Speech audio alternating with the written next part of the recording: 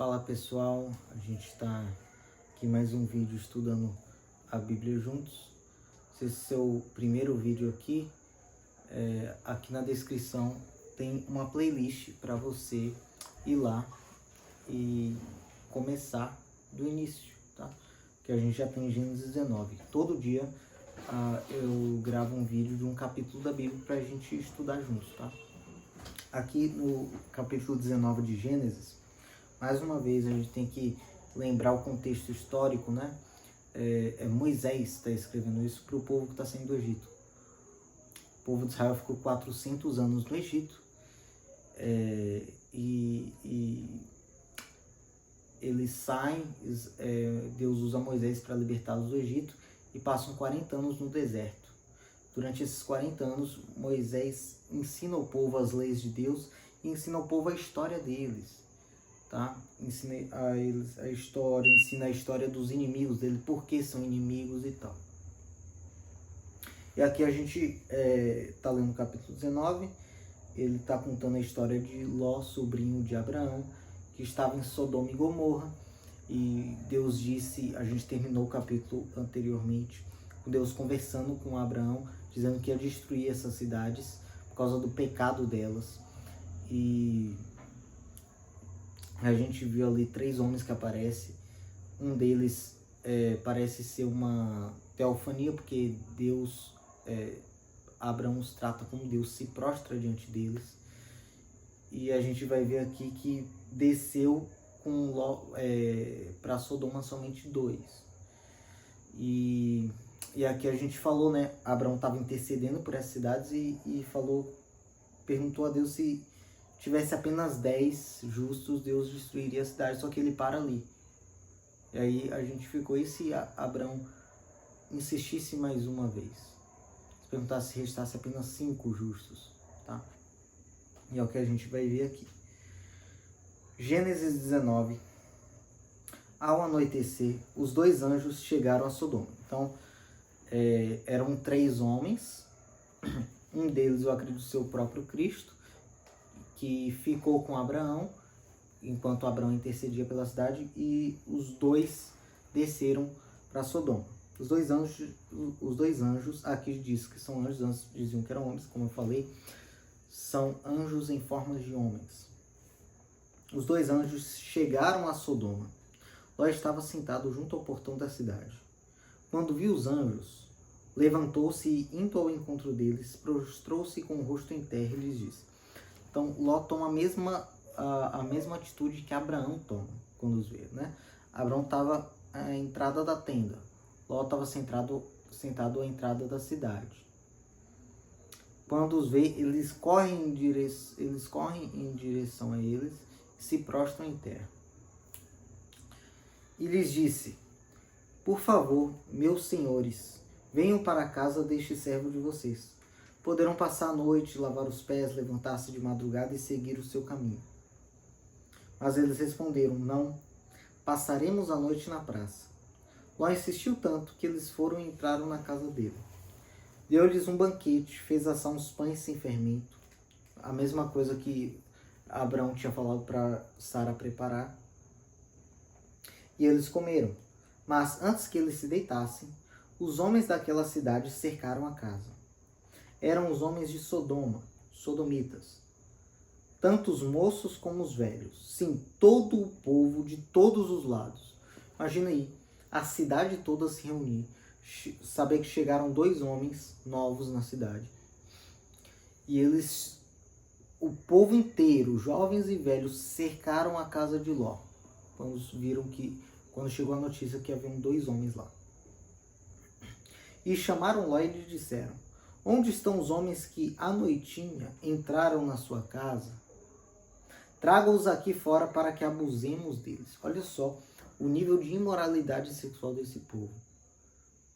Juntou o povo todo, espalharam a notícia que tinha 2 homens novos ali na cidade, juntaram o povo todo, cercaram a casa, pediram para Ló para ele tirar esses 2 homens de casa, para eles abusarem desses 2 homens. Então Ló foi até a porta, fechou-a atrás de si e lhes disse, meus irmãos, Peço-lhes que não cometam essa maldade.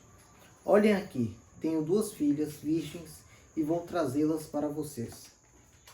Façam com elas o que quiserem, porém não façam nada a estes homens, porque se acham sob a proteção do meu teto. Eles, porém, disseram: saia daí. E acrescentaram: ele é estrangeiro, veio morar entre nós e pretende ser juiz em tudo? Vamos fazer com você pior do que com eles. E atiraram-se contra o homem, contra Ló, e se aproximaram para arrombar a porta. Porém os homens, que são os anjos, estendendo a mão, puxaram Ló para dentro e fecharam a porta. E feriram de cegueira os que estavam do lado de fora, desde o menor até o maior, de modo que se cansaram à procura da porta. Então os homens disseram a Ló: você tem aqui mais alguém dos seus, genro, filhos, filhas, todos quanto você tem na cidade, faça-o sair daqui, pois vamos destruir este lugar, porque o seu clamor tem aumentado, chegando até a presença do Senhor, e o Senhor nos enviou a destruí-lo.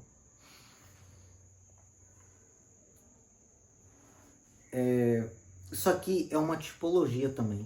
Sodoma e Gomorra são tipologias do fim dos tempos, da destruição da terra. A gente viu que Deus destruiu o antigo mundo por meio da água e o purificou. E agora ele destruiu, ele prometeu que não ia destruir mais o mundo com água. E agora ele destruiu algumas cidades, que a gente vai ver, ele vai destruir com fogo e enxofre. E a gente vai ver ao longo da Bíblia que essas cidades foram colocadas como exemplo para a terra inteira, que será purificada pelo fogo. Será destruída e purificada pelo fogo. Ok? E Deus ele vai tirar os justos de lá. Ok? A gente vai ver. Versículo 14. Então Ló saiu e foi falar com os seus genros, os que estavam para casar com suas filhas. Ele disse: levantem-se e saiam deste lugar, porque o Senhor vai destruir a cidade. Mas eles pensaram que Ló estava brincando.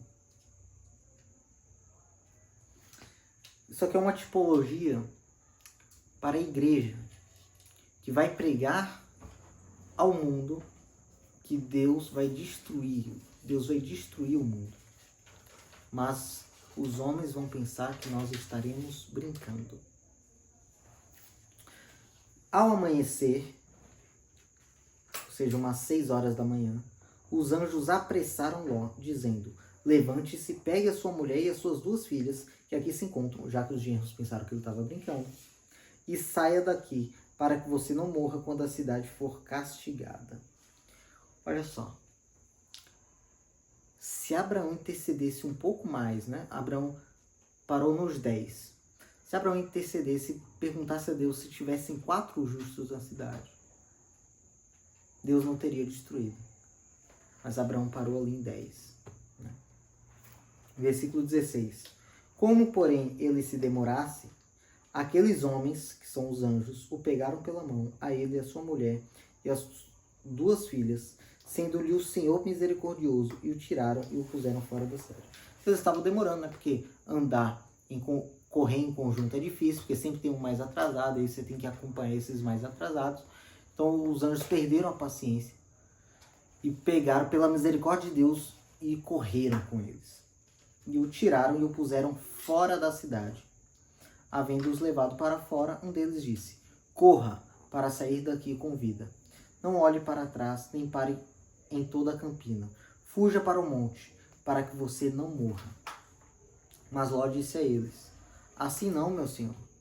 Eis que o teu servo encontrou favor diante dos teus olhos, e engrandeceste a tua misericórdia para comigo, salvando minha vida. Mas não posso fugir para o monte, pois receio que a destruição vá me alcançar e eu morra. Eis aqui perto uma cidadezinha para a qual eu posso fugir. Ela é bem pequena, permita-me que eu fuja para lá. Ela é bem pequena, não é verdade? E nela poderei salvar minha vida. Grava esse nome, ela é bem pequena. O anjo respondeu: quanto a isso, estou de acordo, para não destruir a cidade de que você acaba de falar.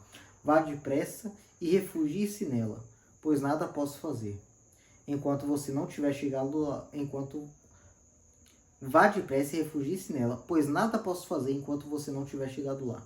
Por isso, a cidade recebeu o nome de Zoar, que significa pequeno. Isso aqui é uma tipologia para o fim do mundo, né? Deus ele vai destruir o mundo com fogo e enxofre, que a gente vai ver. Mas antes disso, ele tira os justos. Ele tira os justos para o monte. Só que, numa visão preterista da escatologia, representa o ano 70, quando Deus julgou Jerusalém, julgou Israel, destruiu Jerusalém por meio de Tito, destruiu Jerusalém e o templo como julgamento. E Jesus tinha avisado os discípulos e disse, fujam para os montes, alguma coisa assim, não é? Quem estiver na Judéia, fuja para os montes, alguma coisa assim que a gente vai ver no sermão escatológico de Jesus. Assim como os anjos mandam Ló e as filhas e a esposa fugirem para o monte. Numa visão futurista, no pré-tribulacionismo, que vê a ira de Deus como uma grande tribulação, interpreta isso como um arrebatamento da igreja antes da tribulação, antes da ira de Deus. Mesotribulacionistas, que creem que a grande tribulação a primeira metade da última semana de Daniel, a gente vai falar tudo isso conforme a gente for lendo a Bíblia, eu vou explicar isso melhor. Acreditam que a ira de Deus é a outra metade da última semana de Daniel, ou seja, os últimos 3 anos e meio, e aí a igreja arrebatada no meio dessa semana de 7 anos. Né? Depois da tribulação, mas antes da ira de Deus. E os pós-tribulacionistas, que acreditam que a grande tribulação e a ira de Deus são coisas diferentes, que a grande tribulação envolve os justos vão passar por ela, que envolve o tempo que Ló esteve nessa cidade durante todo esse tempo. Você vê que Ló passou por tribulação. Ele teve uma furada, né, quando os anjos estiveram na casa dele, que Hebreus vai falar que muitos, sem saber, hospedaram anjos. Ló não sabia que eles eram anjos e os hospedou. O povo inteiro cercou a casa de Ló, querendo abusar daqueles homens, depois querendo abusar de Ló. Isso é uma espécie de tribulação. Ló esteve lá, mas ele foi tirado antes da ira de Deus, né? Mas enfim, a partir do versículo 23 diz assim: o sol estava nascendo sobre a terra quando Ló entrou em Zoar. Então ele fugiu para o monte, que representa o monte de Deus, o monte Sião, que numa visão amilenista é a Sião da Nova Jerusalém, que vai vir logo depois da ira de Deus. E numa visão pré-milenista é a Sião de Jerusalém atual, que será restaurada, que Jesus virá governar aqui na terra. O Monte Sião da Jerusalém atual, da Jerusalém que nós conhecemos. E o sol está nascendo é uma tipologia do dia que virá. Em 1 Tessalonicenses 5, que eu já tenho um vídeo de 1 Tessalonicenses 5 explicado, Paulo ele fala que nós estamos na noite e que o dia vem. Paulo fala que nós estamos na noite, que é um tempo de escuridão, de trevas, mas vai raiar o dia. Raiará o dia do Senhor. E aqui é um exemplo disso. O sol vai nascer, vai chegar o dia, depois da ira de Deus haverá dia. Isso é uma mensagem de esperança. Porque a Bíblia não encerra dizendo que Deus vai destruir o mundo. Encerra dizendo que haverá uma purificação, haverá restauração. Vai raiar o dia. Tem até uma música, né? Eu acho que é do... eu não lembro de quem é, mas que diz: vai raiar o sol, vai raiar outra vez. O sol vai brilhar, haverá dia, haverá luz novamente sobre a terra. Quando Ló entrou em Zoar, quando os justos entrarem na morada de Deus, o Monte Sião. Então o Senhor fez chover enxofre e fogo sobre Sodoma e Gomorra. Isso veio da parte do Senhor, desde os céus. Não sei se esse fogo e enxofre foi formado no segundo céu, das estrelas, dos planetas, foram cometas, se foi do primeiro céu, se foi do próprio céu de Deus. Ele destruiu aquelas cidades e toda a campina e todos os moradores das cidades e o que nascia na terra. Até as plantas, a vegetação que estava nascendo, tudo foi destruído, porque tudo estava contaminado pelos pecados dos homens. E a mulher de Ló olhou para trás e virou uma estátua de sal. A gente está vendo aqui, quando eles estavam subindo o monte de Zoar, a mulher de Ló, os anjos tinham alertado para não olharem para trás, mas a mulher de Ló olhou. A gente tem que lembrar que Ló tinha ficado muito rico. Ló tinha ficado muito rico. E foi por isso que ele escolheu viver em Sodoma, porque eram cidades da campina, cidades ricas em vegetação. Era maravilhoso ali, iria abençoar os rebanhos que Ló tinha. Ló tinha pastores que cuidavam desses rebanhos, para eles morarem em uma terra rica em vegetação. Ele tinha muitas tendas, muitas. É como uma pessoa que hoje tem várias casas. E aí Deus tira Ló, mas Deus não leva os bens de Ló, não leva os pastores que trabalhavam para Ló, não leva os rebanhos, não. Somente Ló e a sua família. O resto dos bens, tudo foi destruído junto com essas cidades. Talvez seja por isso que a mulher de Ló tem olhado para trás, para ver seus bens, tendo saudade das suas coisas. Isso é uma lição para a gente, pessoal. Nós que Deus nos tirou do mundo, Deus nos tirou de Sodoma e Gomorra, para a gente não olhar para trás, para a gente não ter saudade de onde Deus nos tirou, para a gente não ter saudade do nosso passado. Ela virou uma estátua de sal. Quem olha para trás paralisa. Que o Senhor derrame esse temor em nossos corações, de não olharmos para trás. Hebreus vai citar esse exemplo, para a gente manter os olhos fixos no autor e consumador da nossa fé, para a gente não olhar para trás. Versículo 27. Na manhã seguinte, isso aqui foi em uma manhã, na outra manhã, Abraão se levantou de madrugada e foi para o lugar onde tinha estado na presença do Senhor. Abraão voltou para lá, onde ele estava com aquele terceiro homem, que eu creio ser o próprio Cristo. Porque é a presença do Senhor que ele fala. E ele volta para lá. Abraão olhou para Sodoma e Gomorra e para toda a terra da campina e viu que da terra subia fumaça, como se fosse a fumaça de uma fornalha. Só que também é uma tipologia. Apocalipse cita esse cenário também no fim dos tempos.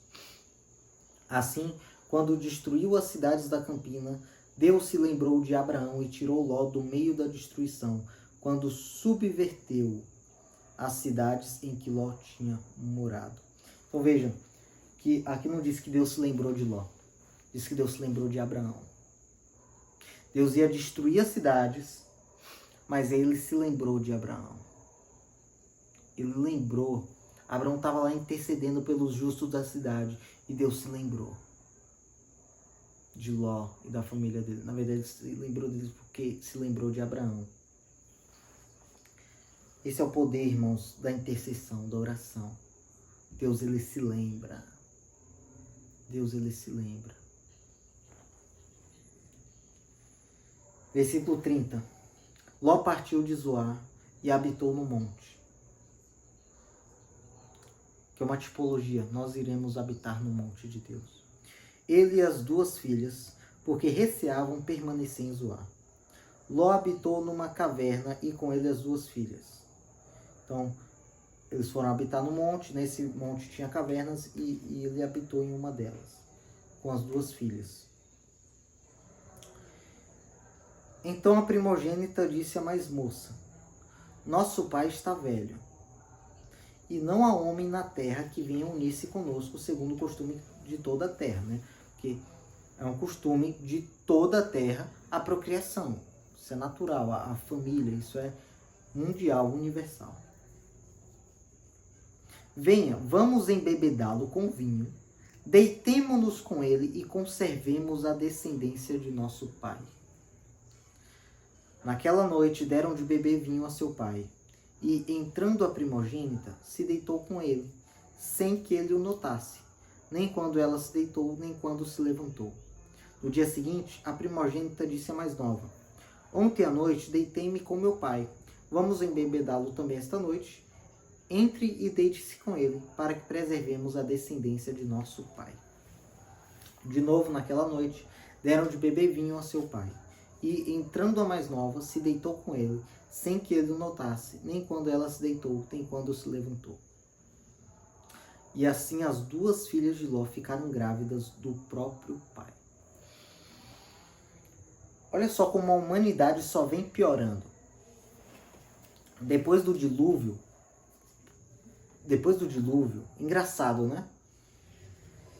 Deus ele destrói a terra, purifica a terra, e mesmo depois a humanidade volta a pecar. Depois do dilúvio, a gente teve algo semelhante. Noé plantou uma vinha, bebeu e se embriagou. E aí, Cã entrou na tenda dele e o viu nu. Então, ele foi envergonhar o pai, ele foi contar para os irmãos sobre o pai. Agora a gente está tendo uma situação muito pior.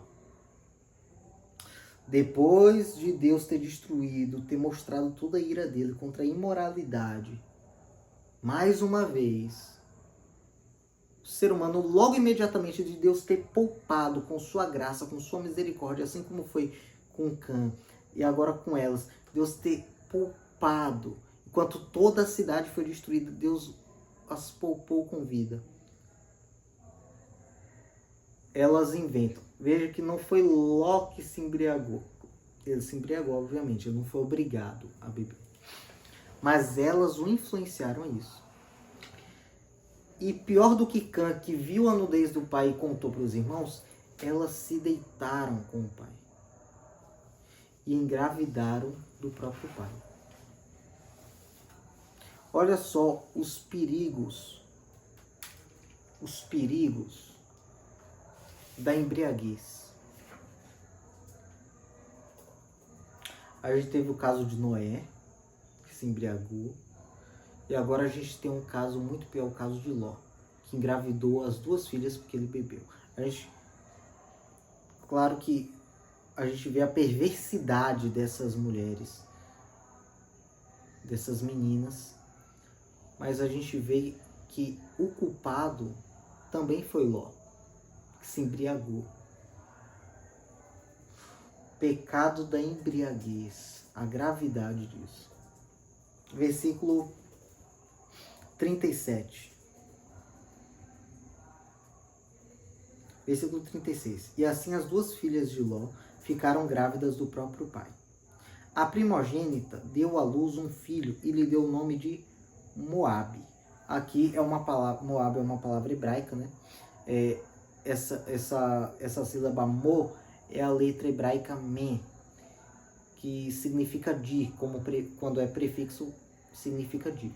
E Ab é Av, em hebraico significa pai. Então, Moabe significa do pai, é como se fosse do meu pai. Este é o pai dos Moabitas, até o dia de hoje, que é quando Moisés está escrevendo isso. Está explicando isso para o povo. E o povo tem inimigos, e entre eles estão os Moabitas e os Amonitas. Então, Moisés está explicando a origem deles.